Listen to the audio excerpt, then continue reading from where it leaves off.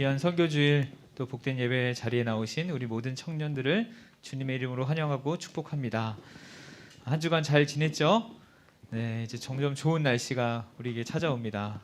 선교하기 딱 좋은 날씨가 우리에게 찾아오는데, 그런 의미에서 우리 옆에 분에게 이렇게 한번 인사하고 시작하겠습니다. 선교하기 좋은 날입니다. 어떤 의미냐면 우리의 삶 속에서 날마다 복음이 드러나는 그런 선교적 삶을 살아가는 우리 청년들이 되면 참 좋겠다, 이런 마음을 또 갖게 됩니다. 우리 또 4월 또 5월 한 달 동안 계속해서 각자의 자리에서 주님이 드러나는 그런 귀한 삶을 살아가는 저와 여러분들이시기를 바랍니다. 오늘 우리 민지가 기도해 줬는데, 오늘은 제가 말씀을 전하지 않고 우리 해외선교위원회 담당하는 이승준 목사님이 말씀 전해 주십니다. 먼저 제가 말씀 같이 읽도록 할 텐데요. 고린도전서 9장 19절에서 27절까지 말씀 우리 같이 한 절씩 교독하겠습니다. 고린도전서 9장 19절에서 27절까지 말씀 제가 한 절, 우리 청년들이 한 절씩 교독하시고 마지막 절을 함께 읽도록 하겠습니다. 내가 모든 사람에게서 자유로우나 스스로 모든 사람에게 종이 된 것은 더 많은 사람을 얻고자 함이라.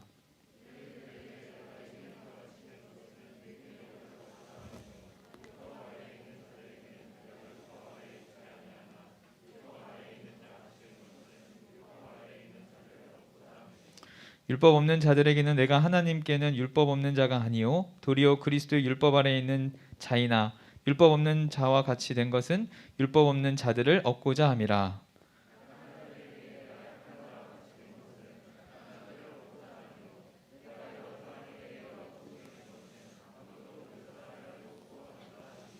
내가 복음을 위하여 모든 것을 행함은 복음에 참여하고자 함이라.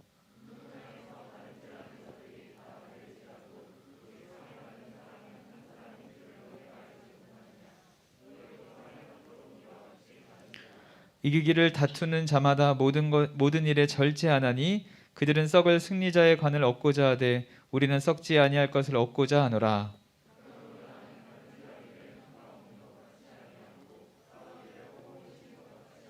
같이 읽습니다. 내가 내 몸을 쳐 복종하게 함은 내가 남에게 전파한 후에 자신을 도리어 버림을 당할까 두려워함이로다. 아멘. 우리 처음 또 귀한 목사님을 모시고 함께 선교주의를 함께 합니다. 우리 특별하게 귀한 분을 모셨습니다. 우리 해외선교위원회를 담당하는 이승준 목사님께서 참여할 것인가 버림을 당할 것인가 라는 제목으로 말씀 전해주실 때 큰 은혜 누리시기를 간절히 축복합니다. 우리 나오실 때 우리 박수로 우리 환영하고 축복하겠습니다.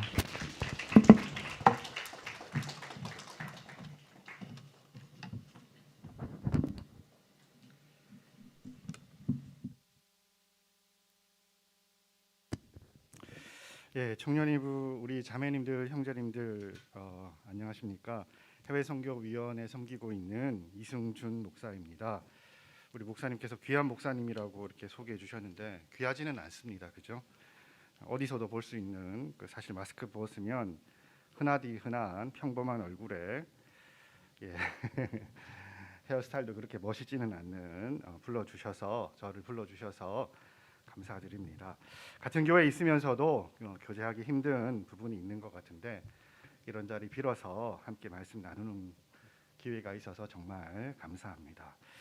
오늘 우리가 함께 읽은 본문은 초대교회 당시 가장 중요한 복음 전도자 중에 한 명이었던 바울이 어떤 마음으로 복음을 전했는지 진술하고 있는 장면입니다. 물론 이 본문을 앞뒤 문맥과 이렇게 함께 살피면서 보아야겠지만 오늘은 그냥 본문 내에서 약간은 조금 주관적인 그런 방법으로 본문을 함께 살폈으면 합니다.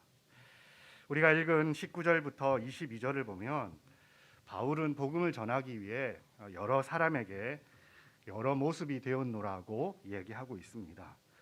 그리스인들이나 로마인들에게는 마치 그리스인이나 로마인들의 문화와 또 그들의 삶에 익숙한 자인 것처럼 그렇게 이해하기 쉬운 모습으로 다가가고, 유대인들에게는 다른 유대인들처럼 율법을 잘 지키는 평범한 모습으로 다가갔노라고 진술하고 있습니다. 여러분, 우리가 무엇을 먹고 또 어떻게 생활하며 무엇을 중요하게 생각하는가 하는 이런 문화적인 차이들은 지금도 민족을 구분하고 나라를 구분하는 중요한 기준 가운데 하나가 됩니다. 지금도 문화 때문에 겪게 되는 크고 작은 에피소드들이 있지만 2000년 전 사회야 지금과 비교할 수 없는 그런 문화가 만들어내는 차이와 차별이 엄연히 존재하던 시대 아니었을까요?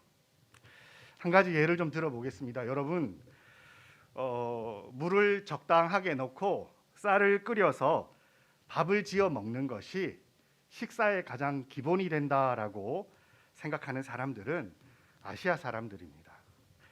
그런데 그 끓인 쌀을 수저를 이용해서 숟가락을 이용해서 먹는다라고 한다면 그 아시아 중에서도 동아시아인으로 분류할 수 있을 것입니다. 반면에 손을 사용해서 밥을 먹는 게 마땅하다라고 생각한다면 그 사람은 서남아시아인이거나 동남아인일 확률이 높습니다. 한국이나 일본이나 중국 사람들 가운데 혹시 여러분 손으로 이렇게 밥 먹는 분 주변에서 보셨습니까? 아무도 없죠, 그죠? 그런 게 우리 문화가 아니기 때문입니다. 무엇을 주식으로 하며 어떻게 먹느냐 하는 작은 예를 하나 들었지만 사람과 사람 사이를 구분짓는 기준인 문화는 생각보다 그 차이가 큰 것처럼 보여서 때로 그것이 하나의 벽처럼 넘어서지 못할 커다란 장벽처럼 여겨지는 게 우리가 살아가는 세상의 모습이지요. 그리고 이런 문화적인 차이는 대개 불편함을 만들어내지만 때로는 이 장벽들 때문에 심한 갈등이 만들어지기도 합니다. 밥을 손으로 먹을 것인가 수저를 사용할 것인가 하는 문제는 불편함으로 치부할 수 있겠지만 그리스와 로마의 신전에 바쳐진 고기를 먹을 것인가 말 것인가 하는 이런 문제는 유대인들에게 2000년 전이나 지금이나 훨씬 심각한 문제입니다. 그냥 고기를 먹는 건데 이 고기가 어디에서부터 비롯된 고기이냐 하는 게 큰 주제가 된다는 말입니다. 구약 성경이 지정하고 있는 특정 동물들을 유대인이 지정된 방식으로 도살하여서 그 고기를 먹는 것은 단순한 먹거리의 문제가 아니라 유대인의 정체성을 드러내는 외적인 표지이기 때문에 문화라는 차원을 사실은 먹는 문화에 관한 얘기인데 문화라는 차원을 한 번 더 넘어서게 되는 것이지요. 왜냐하면 문화라는 주제가 가치를 내포하고 있기 때문입니다. 그 문화가 조금 앞선 문화인가 아니면은 여전히 후진적인 문화인가라 어떻게 평가받든지 간에 모든 문화는 그 이면에 무엇이 진리인가라는 세계관이 자리 잡고 있지요. 여러분, 무엇이 진리인가 어디서 들어본 말 같지 않습니까? 십자가에 달려 돌아가시기 전에 재판받는 자리에서 빌라도가 예수님께 묻던 말이지요. 제가 선교 담당 목사로 오늘 함께 말씀 나누기 위해서 이 자리에 왔는데 사실 선교라는 것이 크고 대단한 어떤 일이 아니라 불편함 또는 장벽처럼 여겨지는 이 문화의 차이를 극복하고 복음을 전하는 것이 선교라고 할 수 있습니다. 그런데 사실 이 선교가 쉬운 주제라면 벌써 모든 민족에게 복음이 전해졌을 텐데 복음을 전하기 위하여 2000년 이상의 긴 시간이 걸리고 있는 것을 보면 선교가 쉽지 않다는 것을 단증하는 것 아니겠습니까? 여러분, 선교는 왜 어려울까요? 선교는 왜 힘들까요? 왜 선교는 때로 많은 수고를 요구하는 걸까요? 단지 문화적인 차이 때문일까요? 아니면 그 문화적 차이 넘어 있는 어떤 진리의 문제 때문에 선교가 어려운 걸까요? 이 복음 전하는 일, 곧 선교를 하기 위해 바울은 9장 19절에서 자신은 자유로운 사람이지만 스스로 모든 사람의 종이 되었다고 말합니다. 제가 한번 읽어보겠습니다. 내가 모든 사람에게 자유로우나 스스로 모든 사람에게 종이 된 것은 더 많은 사람을 얻고자 함이라. 여러분, 종이라는 이 둘로싸라는 이 본문의 표현 자체가 로마 시대의 노예를 나타내 주는 정확한 표현이지요.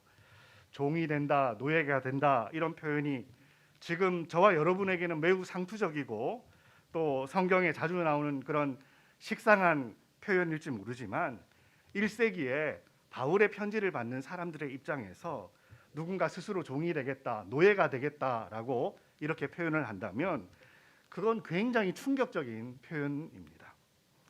모든 자유를 박탈당하고 철저하게 속박을 당하고 구속받는 삶을 살되 어떤 불이익에도 자신의 목소리를 내지 못하는 것, 인생의 목적과 방향이 내가 아니라 다른 사람에 의해서 결정되고 내가 원하는 것이 아니라 남이 좋아하는 일을 해야 하고 나의 행복과 기쁨을 위해 살지 않고 타인의 행복과 기쁨을 위해 무한히 봉사해야 하는 존재, 그게 둘로스입니다.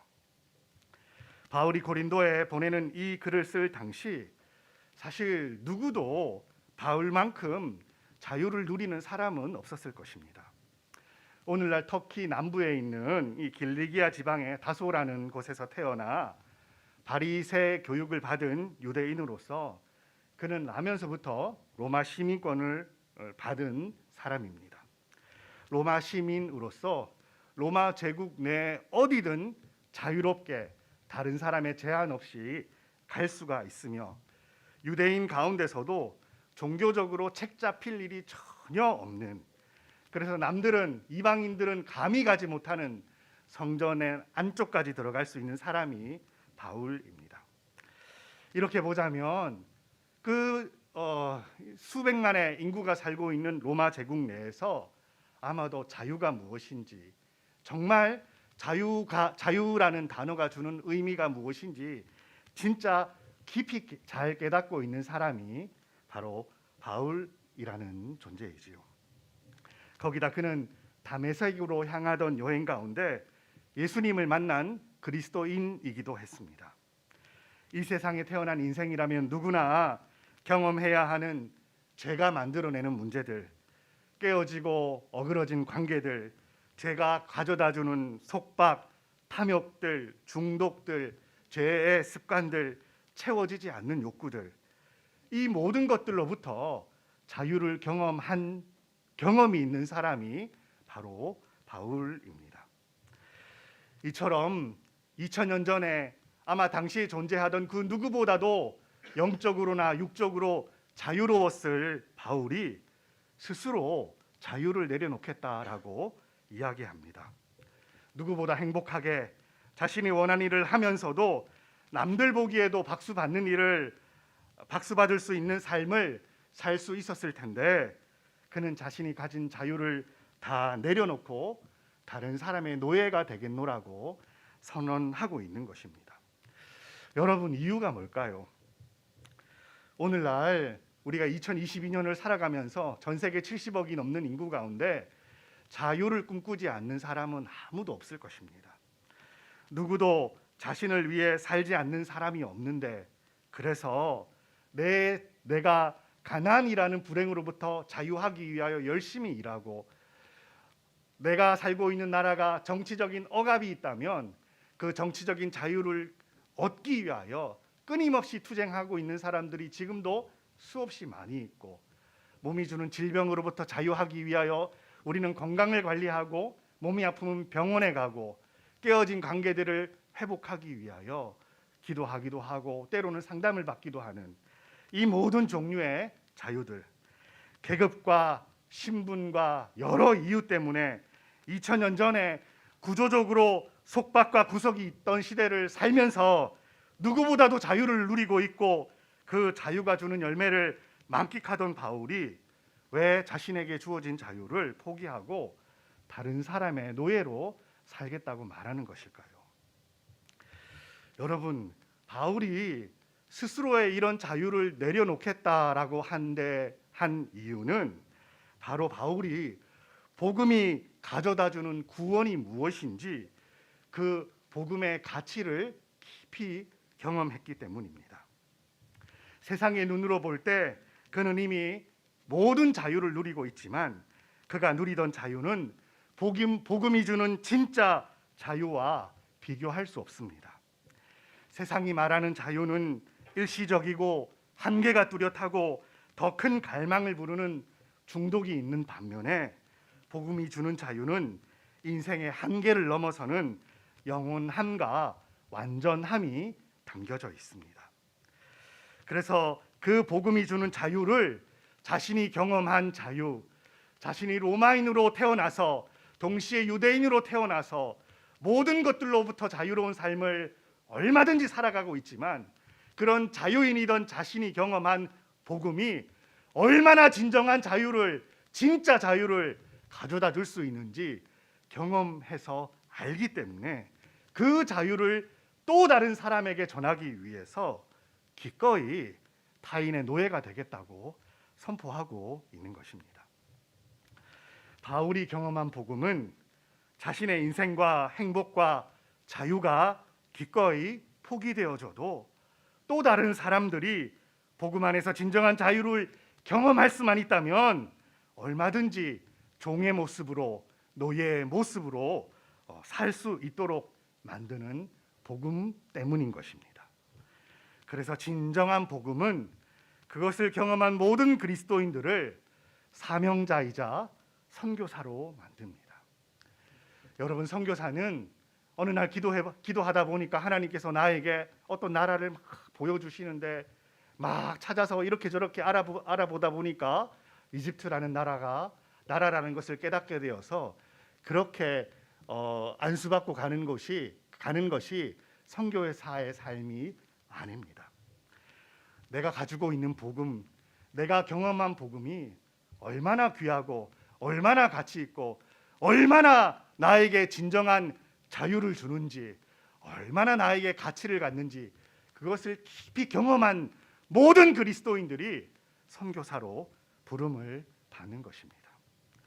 복음의 자유가 너무 충격적이기 때문에 내가 누리는 진짜 자유를 다른 사람도 누리기를 간절히 바라기 때문에 기꺼이 그 자유를 내려놓는 것입니다. 만약 우리가 또 다른 누군가를 만나면서 그 사람도 나처럼 살았으면 좋겠다, 그 사람도 내가 알고 있는 이거를 좀 경험해 봤으면 좋겠다라고 하는 마음이 들지 않는다면 그런 사람은 복음의 깊은 은혜와 정수를 아직 경험하지 못한 것입니다. 복음을 알되 굉장히 피상적으로 알고 복음을 알되 마치 수박 껍질을 하루에도 10번씩 이렇게 했지만 정작 저 안쪽에 있는 빨간 수박의 그 시원하고 단맛을 모르는 그 사람처럼 복음을 일천하게 아는 것입니다. 바울은 그래서 복음을 전하기 위해 상대가 누구든지 기꺼이 그에게 다가가기 위하여서 자신의 수준을 상대의 수준으로 낮추겠다고 이야기합니다. 누군가에게 다가가기 위하여 복음을 전하기 위하여 때로는 불편함이 되고 때로는 장벽처럼 여겨지는 그게 문화이든 가치이든 세계관이든 그게 무엇이든지 간에 그것들을 뛰어넘으려 애를 쓰는 것, 그렇게 낮아지는 것, 상대와 나를 동일시하려는 애씀이 있는 것, 그게 바로 선교사의 마음이며 선교하는 사람들의 가장 중요한 가치인 것이지요. 저희 집에 지금 저보다 한 살 어린 남동생이 와 있습니다. 다행히 저와는 달라서 머리숱이 굉장히 많고 훨씬 잘생겼는데 그저께 저녁에 와서 어제 하루 종일 저희 아들 방에서 하루 종일 비비탄 총을 이렇게 쏘고 포켓몬 카드 놀이를 하면서 놀아주는 것을 봤습니다. 나이 45살의 남자 성인이 진짜 포켓몬 카드 놀이가 재미가 있고 비비탄 총으로 채 1.5m 떨어진 관역을 이렇게 맞추는 게 재미있다라고 이렇게 생각한다면 제 동생 정신적으로 문제가 있는 거겠죠. 그렇죠?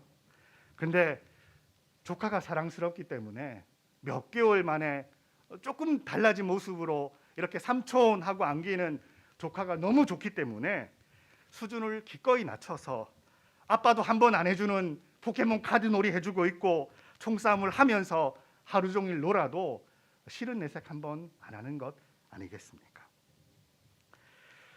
저는 뼛속까지 경상도 남자여서 누군가에게 애교를 부린다는 상상을 사실 해본 적이 없어요. 그래서 농담이 아니라 지금도 고향에 계신 어머니께 전화를 드리면 저의 전화하는 이 대화는 사실 이 세 문장 안에 다 끝이 납니다. 퀴즈 한번 내볼까요? 여러분 아마 다 맞추실 수 있겠죠? 제가 전화하면 어떤 얘기 할까요? 네, 엄마 뭐 해요? 식사하셨어요? 건강은 좀 어때요? 이게 제가 하는 대화의 거의 전부입니다. 나머지는 어머니가 하는 얘기를 이렇게 저렇게 그냥 듣는 거죠. 근데 그러던 제가 과거 저희 집사람을 만나서 연애를 하니까 저에게서 전혀 발견할 수 없었던 그런 이상한 말과 행동들이 나오는 것을 제가 경험할 수 있었습니다. 자기야 뭐 이런 표현, 사랑해 이런 표현 태어나서 엄마 아빠한테 한 번도 써본 적이 없고 그 누구에게도 사용하지 않았던 말들. 그래서 사실 저희 집사람이 저에게는 첫 연애 대상이자 첫사랑인데 태어나서 한 번도 해본 적이 없어서 마치 그런 말 하면 몸에 두드러기가 나서 죽는 줄 알았던 그런 말들이 제 입에서 나오는 것을 볼 수 있었습니다. 상대를 사랑하기 때문에, 상대를 귀하게 여기기 때문에 상대가 원하는 것에 제 자신을 맞춰주는 것이지요. 물론 결혼이 가져다주는 한계로 인해 한 2, 3년 지나서 더 이상 이제 그런 말들을 하고 있지는 않지만 연애를 하던 한 1, 2년간 경험할 수 있었던 특별함이었습니다. 그게 제가 낮아질 수 있는 이제 한계인 거지요.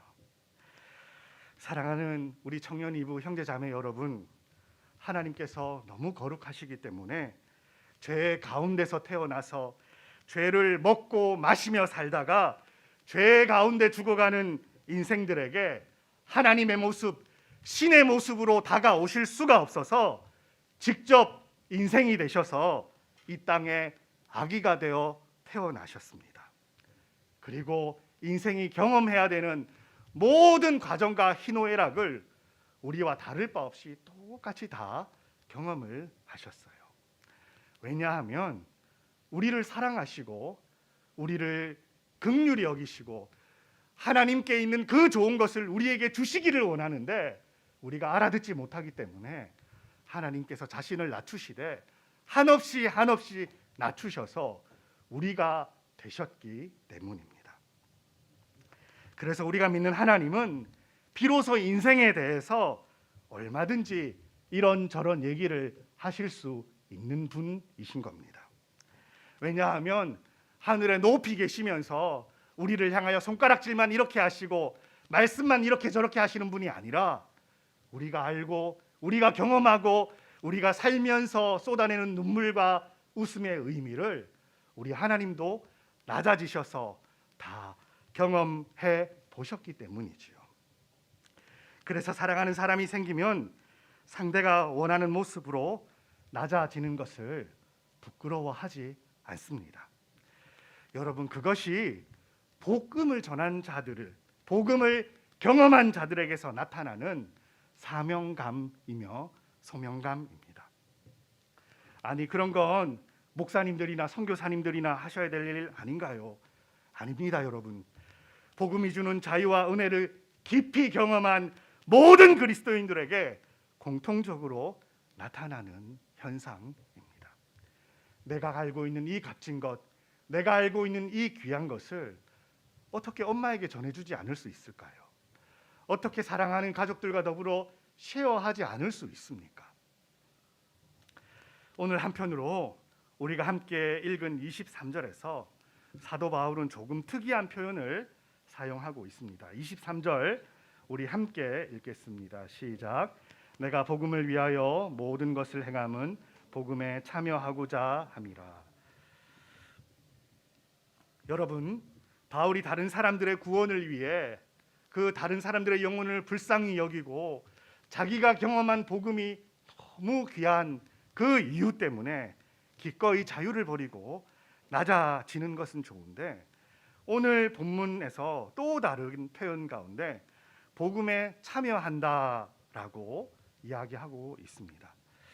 여러분, 사도 바울은 이미 복음을 전하는 사도로 쓰임을 받고 있는데 지금 복음에 참여하기를 원한다라고 하는 이 표현은 무엇을 말하는 걸까요? 복음을 모른다는 얘기입니까?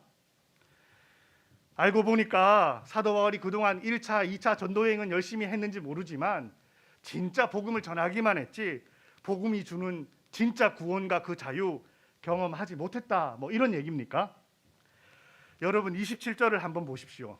심지어 27절을 보면 복음을 전한 후 도리어 바울 자신이 버림을 당할까 봐 두려워한다라고 이야기합니다.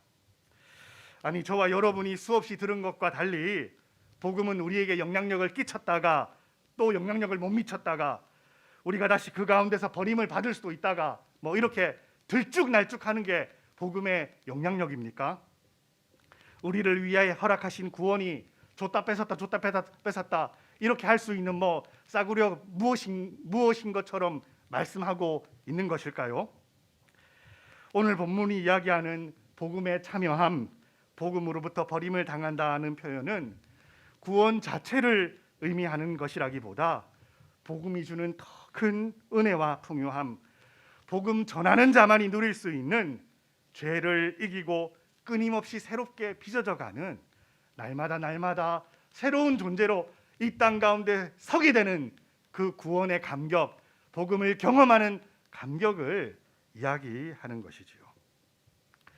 사랑하는 여러분, 여러분이 생각하시는 복음, 그리고 복음의 기능, 복음의 일함은 과연 어디서부터 어디까지입니까? 우리가 처음 예수 믿게 되었을 때 내가 얼마나 죄인인지 깨닫고 눈물 흘리면서 회개하고, 또 한편으로 십자가 사건이 주는 그 구원의 은혜를 인해서 참 기뻐하는 것, 그렇게 얼마간의 시간을 보내는 것, 그것이 복음이 우리 가운데 역사하는 복음의 일함의 전부입니까? 구원의 처음만이 아니라 일상 가운데 복음의 풍요를 누린다면 그 은혜와 영광은 과연 어떤 모습으로 드러나야 합니까?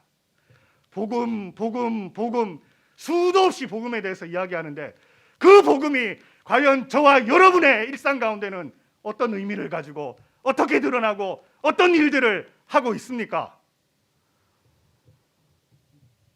만약 복음이 우리의 구원 문제만 결정짓고 우리의 삶 가운데, 우리 일상 가운데 그렇게 큰 영향력을 드러내지 못하고 있다면 저와 여러분은 복음의 시작을 잠시 누렸을 뿐 전혀 복음이 주는 그 깊이와 영광과 은혜를 경험하지 못하고 있는 것입니다. 오늘 본문에서 마치 바울이 능동적으로 복음에 참여하는 것처럼 표현하고 있지만 사실 우리가 복음에 참여하는 것은 우리의 의지와 노력의 산물이 아니라 오히려 하나님의 말씀이, 하나님의 복음이 우리를 다루어 주시는 수동적인 형태로 드러납니다. 하나님의 말씀은 살았고 운동력 있어 좌우에 날선 어떤 검보다도 예리하여 혼과 영과 및 관절과 골수를 찔러 쪼개기까지 하며 또 마음의 뜻과 생각을 감찰하나니. 여러분, 하나님께서 온 세상을 창조하시던 그 창조 때 온 세상을 말씀으로 창조하시던 그 말씀으로 여전히 저와 여러분의 인생을 다루어낸다고 생각해 보십시오. 그 말씀의 가장 깊은 주제, 가장 깊은 골수인 복음 앞에 설 때 우리의 인생이 어떻게 복음의 그 처음 서두에만 반응하게 되고 남아있는 우리의 인생이 반응하지 않을 수가 있다는 말입니까? 복음의 영광과 그 은혜로 인해 우리는 사실 우리의 인생길 동안 우리가 날마다 사실 굉장히 새로워지는 것들을 경험할 수 있고 경험하면서 살아야 합니다. 우리가 하나님의 자녀답게 살아감에 있어서 가장 큰 걸림돌이 되는 것은 무엇입니까? 목사님, 저는 말씀대로 살고 싶어 하는데 세상이 저를 그냥 내버려 두지 않아요. 역시 환경이 문제인 것 같아요. 아니, 내 영혼을 노력하는 영적인 세력 때문 아닐까요? 여러분, 그런 것들도 영향력이 없는 것은 아니겠지만 사실 우리가 하나님의 자녀답게 살아가지 못하는 이유, 여전히 우리의 옛날 습관대로 살아가는 가장 큰 이유는 우리 스스로가 걸림돌이 되기 때문이죠. 내가 누구인지 더 깊게 알아가는 은혜, 과연 내게 어떤 가능성이 있는지 확인해 볼 수 있는 것, 복음을 전하는 자에게 먼저 경험하게 해주시는 하나님의 은혜가 바로 그런 것들입니다. 여러분, 저는 어릴 적부터 교회 다니고 중3 때 회심을 했습니다. 그리고 고등학교 1학년 때 목회자로서의 소명을 받았었습니다. 물론 목사가 되는 게 너무 싫어서 10년 넘게 어떻게 하면은 목사가 안 될 수 있을까, 별의별 고민도 다 해보고 별의별 방법도 다 찾아봤던 것 같아요. 그러다 보니까 어느새 머리가 너무 많이 빠진 것 같습니다. 지금도 어디 내놓기가 부끄러울 정도로 이렇게 부족한 저를 하나님께서 그래도 어르고 달래면서 지금까지 이렇게 걸어왔는데, 그간 참 받은 은혜도 많고 감사한 일도 많지만 제가 제 스스로에 대해서 나는 어떤 존재인가 가장 깊이 들여다볼 수 있었던 시간은 선교지에서 보낸 시간들입니다. 인도에서 1년, 시리아에서 2년 6개월, 도합 3년 6개월 정도의 시간을 선교지에서 보냈는데 사실 거기서 한 일이라고는 현지에 열심히 배우고 열심히 그 나라 음식 먹고 친구들 조금 사귀려고 하는 게 제가 한 전부였던 것 같습니다. 중동 지역이 척박해서 선교사님들이 20년, 30년 사역을 하셔도 그 20년, 30년 사역 가운데 개종자 한 명을 얻어내기가 어려운데, 하물며 저 같은 사람이 신학교 다니다가 휴학하고 2년 훌쩍 시리아 가서 아랍어 배웠다고 해서 그 아랍어로 복음을 전할 수 있었을까요? 사실 불가능한 일이지요. 물론 훈련 받고 나가면서 내심 그런 생각했었습니다. 비록 단기 선교사지만 혹시 하나님께서 나를 사용하셔서 복음이 전해지는 놀라운 일이 있을 수도 있지 않을까, 그렇게 큰 착각을 했었지만 그게 착각이라는 걸 깨닫는데 시간이 그리 오래 걸리지 않았습니다. 저는 나름 복음을 전하기 위해 선교지 갔다고 생각했지만 사실 선교지에서 보낸 시간만큼 제 스스로에 대해 오히려 깊이 알아갈 수 있었던 시간도 없었습니다. 내가 복음을 부끄러워하지 아니하노니 이 복음은 모든 믿는 자에게 구원을 주시는 하나님의 능력이 됨이라. 한국에 있으면서 신학을 계속 준비해 오면서 평소 한국 교회에 관한 안 좋은 뉴스들, 약한 면들이 이렇게 뉴스에 나오고 신문에 드러날 때마다 저는 교회가 참 부끄러웠어요. 목회를 준비하고 있었지만 목회자들의 비리와 비행 소식을 들을 때마다 혼자서 분기탱천해가지고 어떻게 저런 목사가 있나 이렇게 정죄를 했었고, 한국교회 성도들이 예수 믿는 자답게 살지 못한다고 생각해서 앞으로 한국교회는 참 너무 소망이 없지 않을까, 이런 생각을 많이 하곤 했었습니다. 그렇게 타인과 교회의 모습이 문제라고 생각하던 제가 복음을 전하기 위해서 그래도 1년 넘는 훈련을 받고 선교지까지 갔는데, 선교지에서 처음 1년 동안 하나님께서 저에게 계속 보여주시는 것은 제 내면의 모습과 제 내면의 소리들이었습니다. 네가 부끄러워하는 것은 사실 교회와 목회자들과 성도들의 모습이 아니다. 한번 봐라. 내가 아들을 십자가에 못 박으면서까지 행한 이 귀한 복음을 네가 얼마나 부끄러워하고 있는지 한번 봐라. 한국교회 목회자들과 한국교회 성도들의 잘못은 내가 복음을 부끄러워하는 것에 비하면 그것은 수치도 아니다. 선교지 1년 가까이 있으면서 하나님께서 제 안에 제가 얼마나 복음을 부끄러워하고 있는지, 사실은 교회와 목회자들과 성도들이 아니라 복음을 부끄러워하고 있는 제 내면의 모습을 참 많이도 보여주셔서 너무나도 당황했던 기억이 있습니다. 1년이 지나고 1년 6개월이 지나고 이제 조금 있으면 철수를 해야 되는데 어느 날부터 동생 생각이 계속 납니다. 그런데 그 동생과 관련된 추억들 가운데 제가 오랜 기간 동안 한 번도 떠올려 보지 못했던 추억들이 떠오르는 거예요.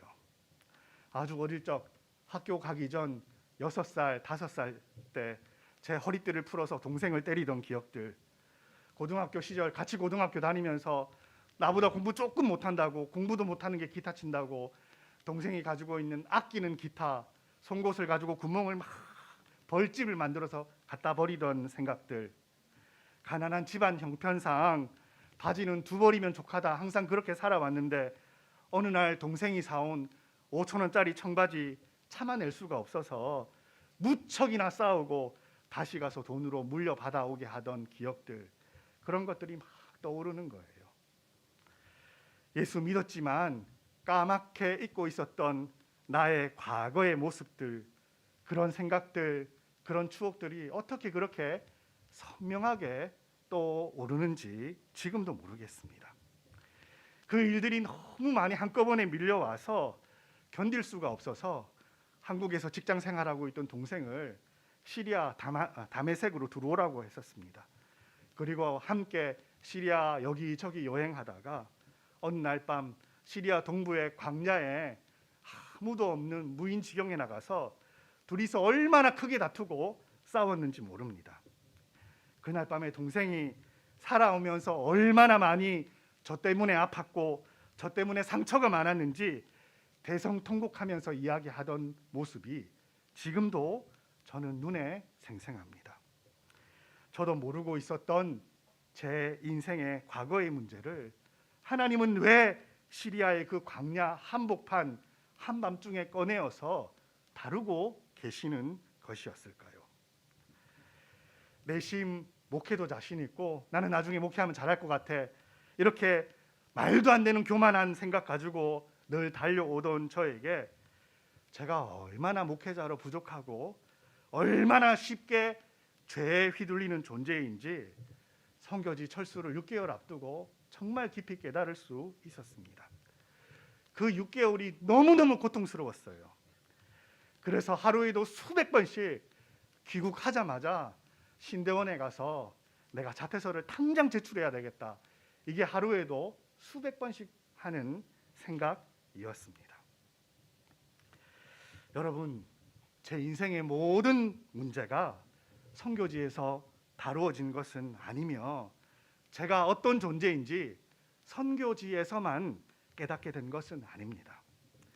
그러나 제가 생각하던 내 인생의 치명적인 걸림돌들, 도저히 내가 감당할 수 없어 고통스럽게 끌어안고 살아오던 관계의 문제들, 그런 치명적인 많은 문제들을 하나님께서 이상하게 선교지에 있을 때 다루어 주셨어요.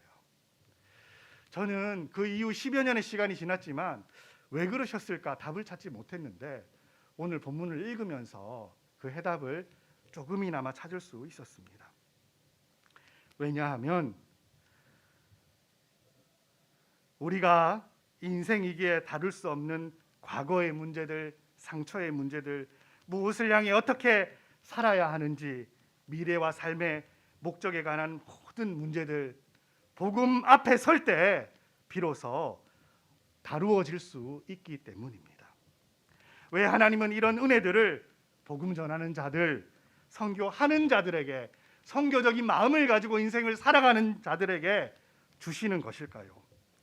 생각해 보면 복음을 전한다고 하면서 그 복음이 얼마나 귀하고 얼마나 영광스러운지, 그리고 얼마나 권세가 있고 얼마나 내 인생을 뒤집어 놓을 만한 것인지, 그것을 먼저 경험하지 않고 복음 전한다 하는 것만큼 어리석은 말이 없기 때문일 거예요.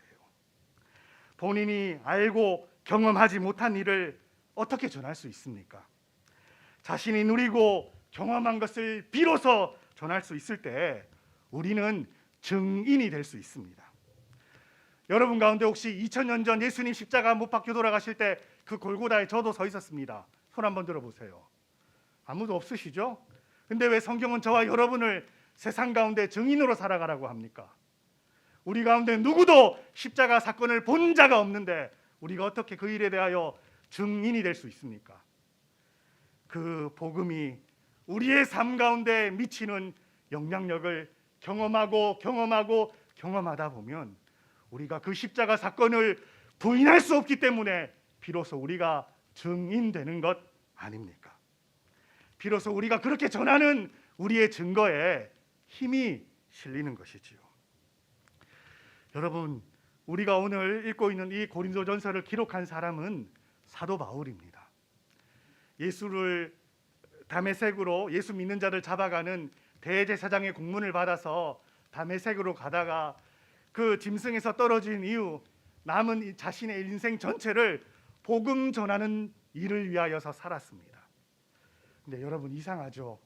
복음을 전하기 위하여서 애쓰다 보니까 사도 바울이 먼저 복음의 영향을 받는 것을 우리는 보게 됩니다. 여러분 회심전 바울은 어떤 인생을 살았습니까? 여러분이 잘 아시는 대로 바울이 스스로 성경에서 회심 전에 예수를 만나기 전에 자신은 이렇게 살았노라고 이야기해요. 내가 이전에 유대교에 있을 때 행한 일을 너희가 들었거니와 하나님의 교회를 심히 박해하고 멸하고 내가 내 동족 중 여러 영갑자보다 유대교를 지나치게 믿어 내 조상의 전통에 대하여 더욱 열심히 있었으나 열심히 있는 유대인으로 살았지만 그가 예수 그리스도를 만난 후 그는 자신을 어떻게 소개합니까? 고린도전서 15장 8절 9절에서 맨 나중에 만삭되지 못하여 난 자 같은 내게도 보이셨느니라. 나는 사도 중에 가장 작은 자라. 나는 하나님의 교회를 박해하였으므로 사도라 칭함받기를 감당하지 못할 자니라.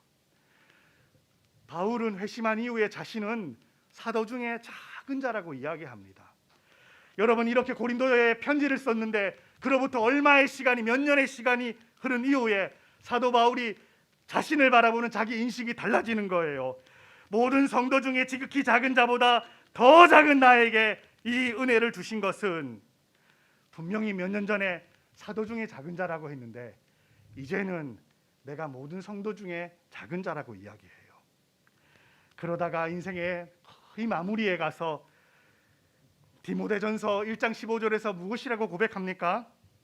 밑보다 모든 사람이 받을 만한 이 말이여 그리스도 예수께서 죄인을 구원하시려고 세상에 임하셨다 하였도다. 죄인 중에 내가 괴순이라.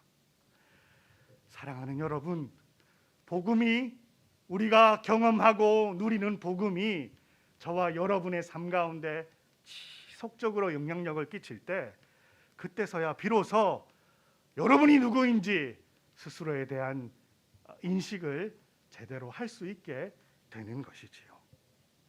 그리고 그 복음 앞에 설 때에야 나는 불가능하지만 나를 종이라 불러주신, 나를 아들로 불러주신 그 아버지께서 나를 통하여 하실 수 있는 일을 얼마든지 능히 감당하게 하시는 것이지요. 말씀을 조금 정리했으면 좋겠습니다. 사랑하는 우리 청년이부 형제 자매 여러분, 우리가 살아가고 있는 시대가 안타깝게 너무 많이 바뀌었어요. 여러분들이 감당해야 되는 일 가운데 직장을 잡아야 하고 또 직장을 가지신 분들이 있다면 결혼을 해야 하고 가정을 이루어야 하고 아이를 낳아야 하고 적어도 집을 장만해야 하고 내가 원하는 그런 꿈을 향해서 달려가야 하는 그런 일들이 과거 우리 아버지 시대에 살았던 그 청년들보다 우리 아버지 시대보다 훨씬 더 많이 어려워지고 많은 환경이 바뀌었다는 것을 우리가 잘 알고 있지요. 그런 환경만 바뀐 것이 아니라 한편으로 더 이상 하나님께서 복음에 어떻게 반응할 것인지 저와 여러분이 살아가고 있는 시대에 전혀 다른 방법으로 복음에 반응할 것을 요청하고 계십니다. 제가 어린 시절 중학교, 고등학교 시절만 하더라도 선교사님이 주일 저녁에 와서 선교지에서 이랬습니다, 저랬습니다 하면 너무나도 신기해하면서 귀를 쫑긋 듣고 선교 헌금 내고 기도만 하면 선교를 향한 내가 할 수 있는 모든 사명을 다 감당한 것으로 간주되던 시대에서 여러분 이제는 싫어도 선교는 선교사만 하는 시대가 아니라 누구나가 다 감당해야 되는 그런 시대에 우리가 살아가고 있습니다. 그런데 과연 여러분은 그 복음의 도전에 어떻게 반응하고 계십니까? 저도 선교 목사지만 선교하라는 얘기가 너무 하기가 부담스러워요.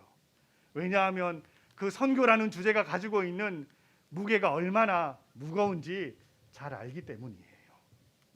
그럼에도 불구하고 여러분의 바쁜 일상 가운데, 바쁜 학업 가운데 과연 얼마나 나는 어떤 존재인지, 내 영혼의 모습이 어떤지, 하나님이 나를 보시는 진짜 나의 모습은 어떤 모습인지 언제 한번 제대로 진지하게 깊이 들여다 보신 적이 있으신지요? 우리가 주일마다 교회에 나와서 복음에 관한 설교를 듣고 복음에 관한 이야기를 나누고 하지만 그 복음이 정말로 얼마나 파워풀하고 영광스럽게 여러분의 삶을 다루어내고 있는지 그 복음을 진지하게 고민해 보신 마지막 시간이 언제인지요? 저는 여러분이 지금이라도 늦지 않았다고 생각해요. 그래서 하실 수만 있으면 여러분의 학업이나 여러분의 직장 무엇이든지 간에 틈을 내어서 그런 것들을 잠시 내려놓고 정말 할 수 있으면 선교지에 가서 적어도 6개월, 할 수 있으면 1년, 2년 정도의 시간을 보내기를 정말 추천하고 싶습니다. 그러나 저는 도저히 그렇게까지는 안 될 것 같아요. 여러분 여기서도 선교할 수 있어요. 여러분이 선교 헌금 안 해도 돼요. 선교사님을 위해서 아침 저녁으로 기도하지 않아도 돼요. 이 땅에도 벌써 230만 명이 넘는 외국인들이 들어와 있어요. 10년 이내에 350만을 가볍게 넘길 것이라고 다들 예측하고 있습니다. 선교지가 너무 가까이 다가왔기 때문에 이제는 특정하게 부르심을 받은 선교사님들만 선교하는 게 아니라 저같이 그냥 일반 목회를 꿈꾸는 목회자나 아니면 성도로 살아가는 여러분이 이 땅에서도 얼마든지 선교지를 맞닥뜨려야 하고 그 이방 땅에서 온 땅 끝에서부터 온 영혼들을 만나기 위하여 언어의 장벽을 넘어야 하고 문화의 한계를 건너뛰면서까지 자신을 낮추는 연습을 저와 여러분이 해야 되는 시대를 살아가게 되었습니다. 사랑하는 우리 청년 이부 귀한 형제 자매 여러분, 여러분의 생각에 패러다임을 좀 바꾸세요. 여러분이 아직 공부하고 있다면 그러면서도 여러분 학교에 유학 와 있는 외국인 유학생들에게 전혀 관심이 없다면 여러분은 복음이 주는 은혜로부터 이미 그 영향력으로부터 단절된 사람인 것이지요. 여러분이 일하고 있는 직장에서 여러분이 살아가고 있는 동네에 분명히 시집왔고 일하러 와서 함께 살고 있는 이웃들이 있을 텐데 그 이웃들에게 무관심하다는 것은 여러분이 그만큼 여러분 안에 매몰되어 있다는 것을 드러내어주는 객관적인 지표일 뿐입니다. 사랑하는 청년 이부의 우리 자매님들, 형제님들, 우리가 함께 복음에 참여한 자 되기를 간절히 소망합니다. 여러분의 인생이 남아있는 60년, 70년의 인생, 80년의 인생이 다 끝나고 하나님 앞에 섰을 때 나는 너에게 사명을 줬었어. 저는 모르겠어요. 이렇게 전혀 뜻밖의 부끄러운 상황을 맞이하지 않도록 우리가 서 있는 삶의 자리에서부터 선교하는, 복음을 전하는, 나에게 장벽으로 다가오는 모든 사람을 그 장벽을 넘어서기까지 나를 낮추면서 사랑하고 다가가다가 복음이 주는 영광을 저와 여러분이 먼저 경험하게 되는 그 은혜가 있으시기를 주님의 이름으로 축원드립니다. 우리 같이 한번 기도했으면 좋겠습니다.